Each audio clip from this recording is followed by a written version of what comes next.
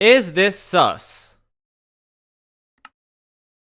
I think I messed that up. Yeah, we finally have custom UI elements. Okay, we have the latest snapshot, 25W20A. This introduces a new panorama to the screen, which basically means that the features are ready to be shipped out in the next drop during summer. Potato Man pointed out to me that there is a stray XP entity that's sitting there next to the dripstone. It's probably not a bug, but honestly, doesn't need to be there.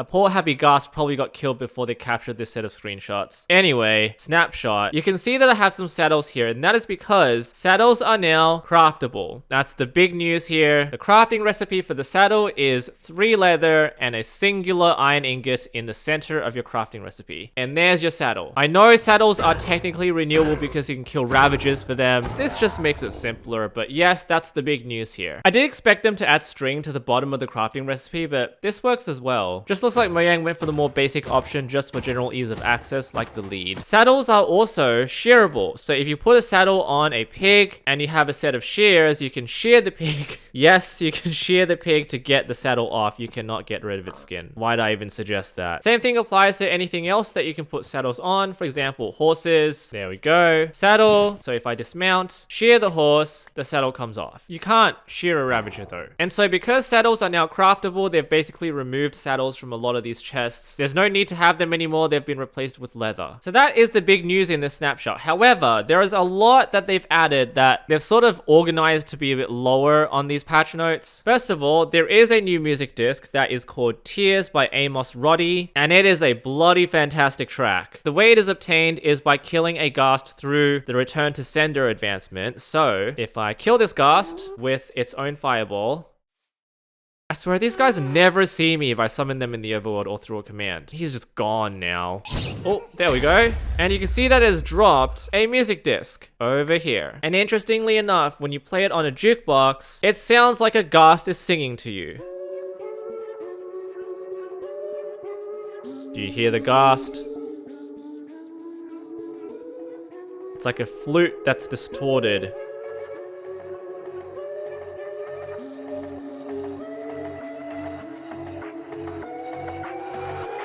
Anyway, it's got a nice beat to it. After hearing it a few times, I will not readily say that it's better than Pigstep. I do think Pigstep is a little bit better still. But this song has so much potential, especially when you speed it up with the command.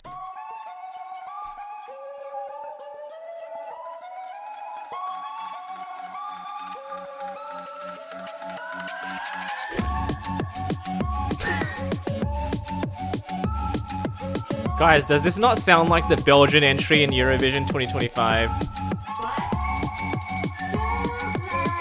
Anyway, it's a nice track that you can obtain by killing a Ghast with its own fireball. In addition to this, they've added a whole lot of new ambient tracks by Amos that are played in these specific biomes. No, Fireflies is not Fireflies by Owl City. As much as that would have been amazing to hear an in-game Minecraft remix of it, this is not the case. It is a very lovely piece though.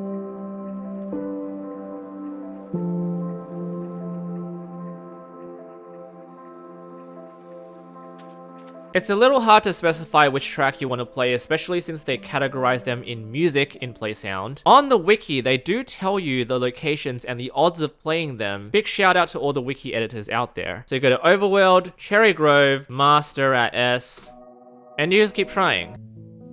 And there you go. So it takes about 5 to 6 tries to get it. Maybe the probability doesn't play a part here, but at least it's an easier way to determine which song you want to play. Another way to do that now is through options, music. There's a brand new music frequency toggle, which allows you to play music how often you want. So there's default, which is kind of the way it's playing right now. Frequent, very often, and then there's constant, which loops all the time. So the moment I turn this on, there's also a show music toast. You can see on the top left, it's now playing C418's Living Mice. Beautiful system, beautiful toast, something that should have been in the game forever. And then if I go into the game, it should toast a new one. There we go, Hagstrom. Another thing added in this snapshot is the ability to change the flying speed of Ghasts, including happy Ghasts. So obviously you can summon a regular Ghast and then change its flying speed and ride it with a command. Remember, if you're in survival mode, he can't actually hurt you. You can create turrets.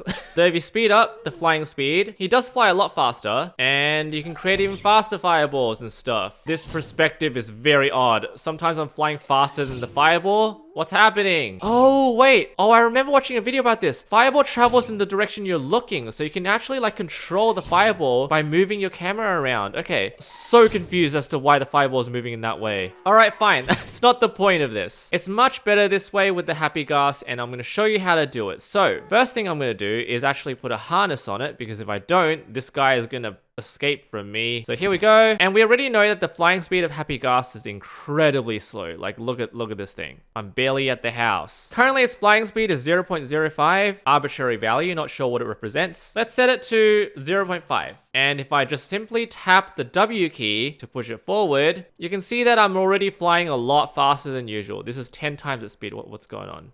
I know what's going on there. So there we have it. You can see I'm flying around a lot more quickly. This is actually very enjoyable now. So set it to 5. Super fast. It's really loading a bunch of chunks. Let's go to a regular world. 5. No! What?